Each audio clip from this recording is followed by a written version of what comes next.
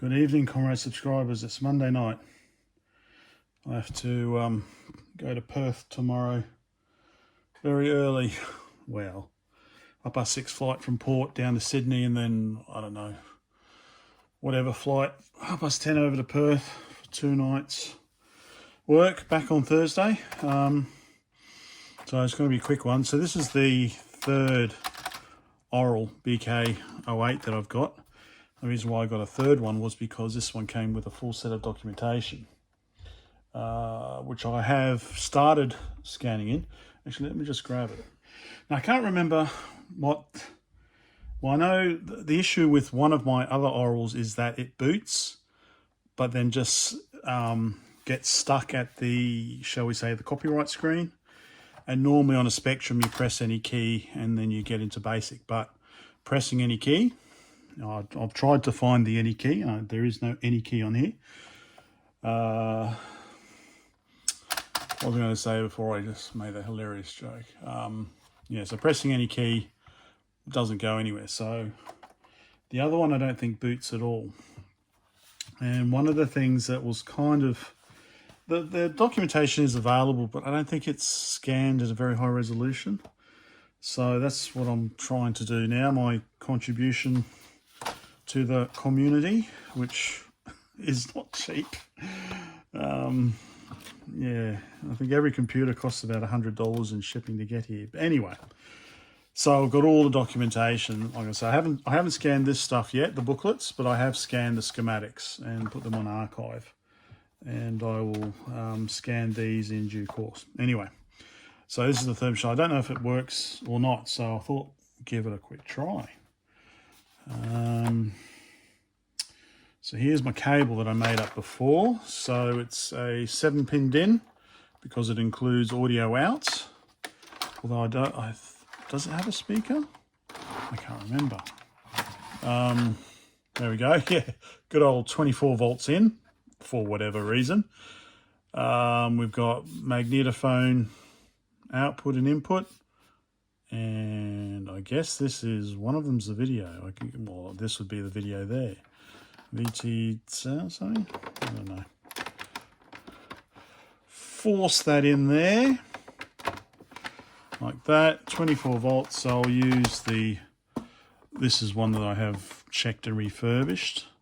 The good old Block Britannia power supply. Anyway, we've gone through the power supply. Not a bad sort. All right, so I've got my RGB-S cable for my GBS8200. Plug it in there. Actually, there we go. All right, plug the power in. 24 volts goes into there. Okay. Power on the GBS8200. Okay, it's on. Let's rearrange the K. Power on. Okay, right, so we get that. Hey, it works. Magical. Very good. Okay, so yeah, so this is still using the single key press keyword entry without all the legends. What a legend. Are we on? Yes, we're on Latin.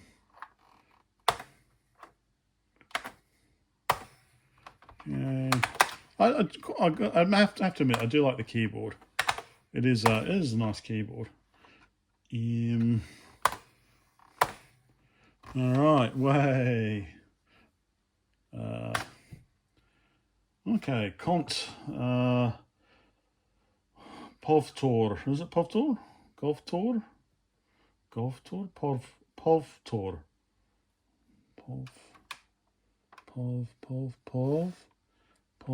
Gov. Sorry.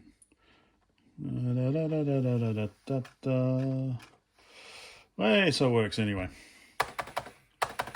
Cool. Reset.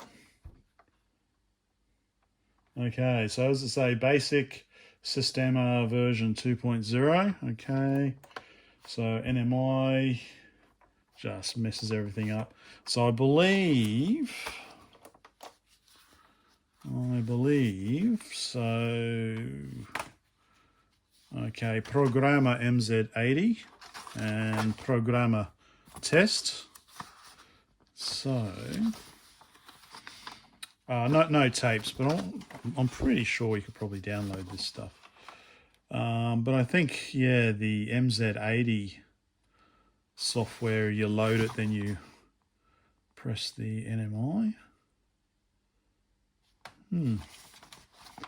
Anyway, it works. I could probably...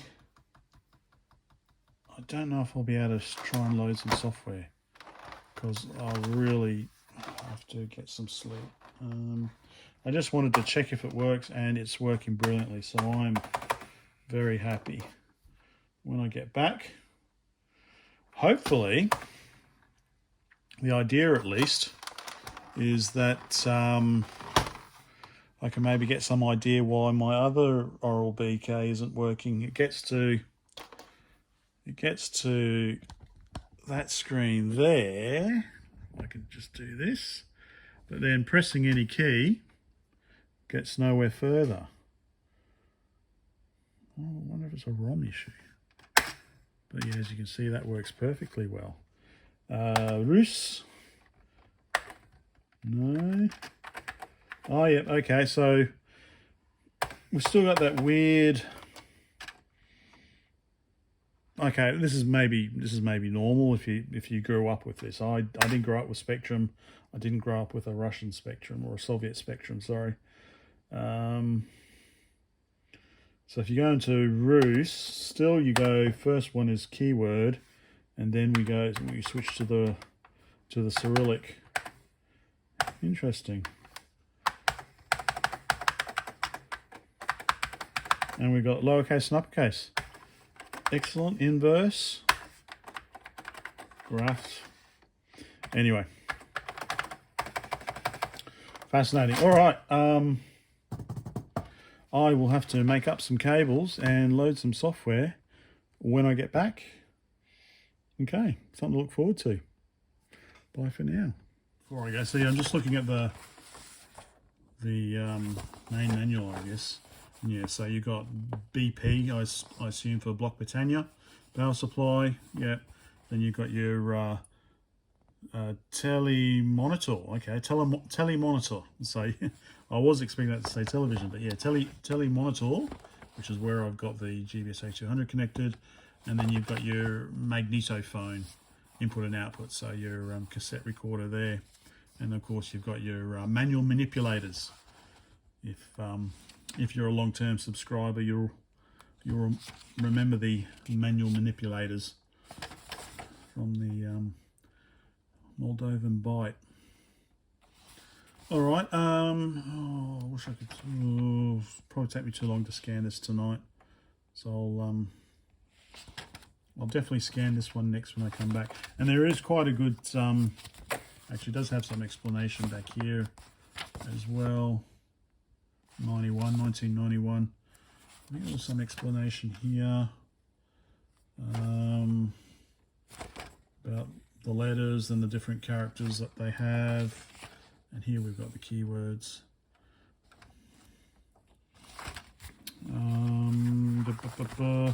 This was quite a good one as well, you know, they've gone to... But I think this is probably... I've got another copy of this that came with another machine.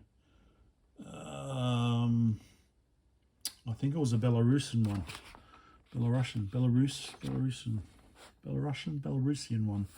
And so it could be just, you know, reprint. But anyway, I will definitely scan this as well. All right. Apart from that, bit of news. I'm at 1,007 subscribers. Yay! But my wife's iPad Air, 5th generation, so I think bought it last year. it's got a USB-C socket on it, which I thought, yay, okay, finally Apple's going standard.